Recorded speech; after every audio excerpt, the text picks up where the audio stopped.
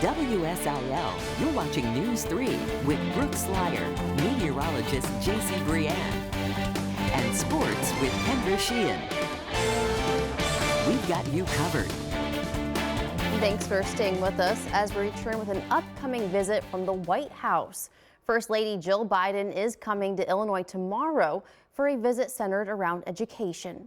The First Lady and Education Secretary Miguel Cardona will land at the Quad Cities International Airport in Moline. From there, they'll make their way to Sauk Valley Community College, and that's where Governor J.B. Pritzker will meet them for a tour and deliver remarks. Throughout Jill's life, education has been important to her, from her first job as a high school English teacher to a professor at a community college.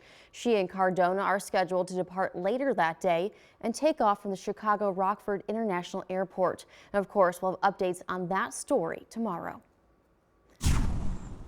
A heads up for drivers who use the Shawneetown Bridge. An inspection is set to start on Tuesday, where crews will use a bucket truck to inspect lower truss locations. The bridge connects Gallatin County, Illinois to Union County, Kentucky.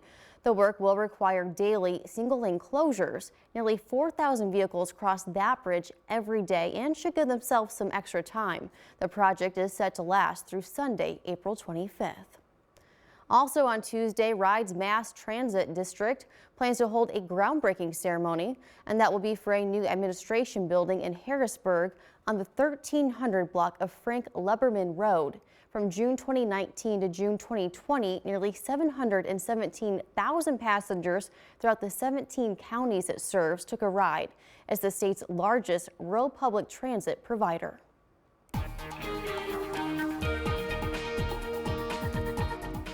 Well, a gloomy day rounds out our weekend. Let me tell you, I caught raindrops a couple times today. At first, driving here to the station, and then a couple hours ago while enjoying my lunch, or dinner, excuse me. But you said it's kind of cleared up a little bit since then. It is starting to clear out a little bit. You know, it's a little bit of an active afternoon. A lot of us probably had to have the umbrella if you were getting out and about today, but conditions are going to continue to improve throughout the remainder of the evening hours. At this point, most of us just seeing the cloudy skies. This is a current look at your camera out in Benton. Again, most of us starting to dry out at this time. Not a whole lot to worry about. If you're going to bed, you don't have to worry about storms or anything like that. But for some of us, we are still seeing just a little bit of activity on that radar. Again, much less than what we saw earlier today, but it looks like some really light returns still trying to show up in portions of southeastern Missouri. And of course, still seeing some of that activity off into some of our southeastern counties in southern Illinois and off into western Kentucky. These going to continue to move out and diminish, and then we're not going to be talking about any more active weather. We're actually going to be seeing some clear skies. So if you plan on stepping out and looking at the stars, temperature wise, you'll probably want a jacket. A lot of us have already dipped down into the 40s. We've got Cape Girardeau, Marion, and Carmi all sitting at 48 degrees. Paducah still hanging on to 50, and Sykeston sitting at 51. Again, the light shower is going to continue to clear tonight, so your threat tracker bar is relatively low, and then it goes down even more tomorrow. Tomorrow is actually looking like a beautiful start to the week. We've got plenty of sunshine in store for us, along with some pretty mild temperatures. You want to try to enjoy that while you can, because we've got some big changes coming into the area by Tuesday. Our next system will bring back the chance for showers. And then, yes, I hate to say it, but there is a possibility that we see some snowflakes. So certainly something not many of us want to see at this time of the year, but we'll have to keep an eye out for that. At this time, though, again, those showers starting to push away from the area, seeing most of the activity off into Kentucky and even portions of Tennessee. For us, that activity is going to continue to diminish. The clouds are actually going to be moving out, and then we're going to be seeing the mostly clear skies overnight tonight. And tomorrow, waking up to plenty of sunshine. So tomorrow, high pressure going to be that dominant feature for us. That's going to leave us with sunny skies and some pretty comfortable temperatures. But like I said, it really doesn't stick around for very long. Notice that front, and our next system starts to push in by Tuesday. That's going going to lead to some dropping temperatures when that rain comes through on the backside of the system by the evening on Tuesday. And look at some of those blues and those pinks showing up. There is a brief chance that we see some of those snowflakes coming down. So Storm Track 3 app, of course, always great to have on your smartphone, especially if you want to track that. Soak up that sun tomorrow. We are going to be kicking off the day in the 40s. High temperatures going to be a bit warmer than today, topping out near 68 degrees, but that temperature drops by Tuesday. We're near 60.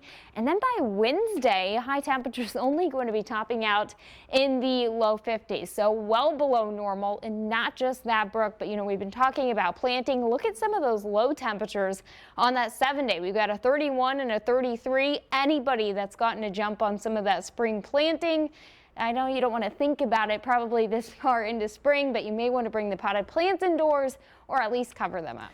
I've been getting my exercise, bringing them in and out of the garage this past, 2 weeks or so. So I'm ready for it to get warm, and I'm sure that a lot of people out there are ready for it. I'm sure. Hopefully this is the last time you have to bring them in. I hope so. Thank you so much, JC.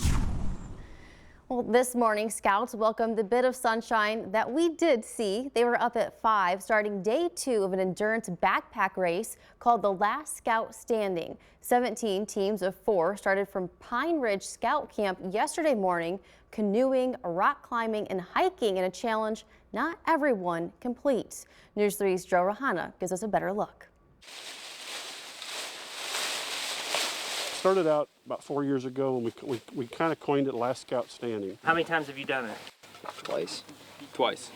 And all 4 times? Yeah, all 4 times down here on the end as well. Difficult, but I think it's worth it, definitely. We're walking like 30 miles and doing various challenges along the way, so that's not supposed to be easy. It's not made for everybody, and at some point we're going to start losing people, because if we make this course too easy and everybody finishes, then we didn't make it hard enough. We didn't make it challenging enough. Absolutely exhausted. But we're ready to be done in a good way. We're ready to finish strong. Drained. Do you know what you have next? No, all I know is I'm going to this point on the map. And that's the beauty of this course, is we don't want to do it in the same place every year. We want to move it around, because we don't want them to get used to something. We don't want them to expect something. And each year we've had to come up with new and different curveballs to throw at them, because we don't want them to know what's coming. Station 9, Team 4 came in at 9:51. You guys are going to show some semaphore flags. Here's your poles. They hiked into Panther's Den last night, and they had to build their own shelter or sleep on the ground. Oh yeah, there's a few teams that's pretty sore. You guys are going to send a coded message similar to this. So there are multiple different types of tests, using your mind and your body and your strength and your tolerances of what you can withstand. And it's basically putting them through a lot of life skills, but also a lot of the skills that they've learned in scouting throughout the course of their scouting career. Whew, that just looks tough. Well, still ahead, a big day for Saluki football. Kendra has the details next in sports.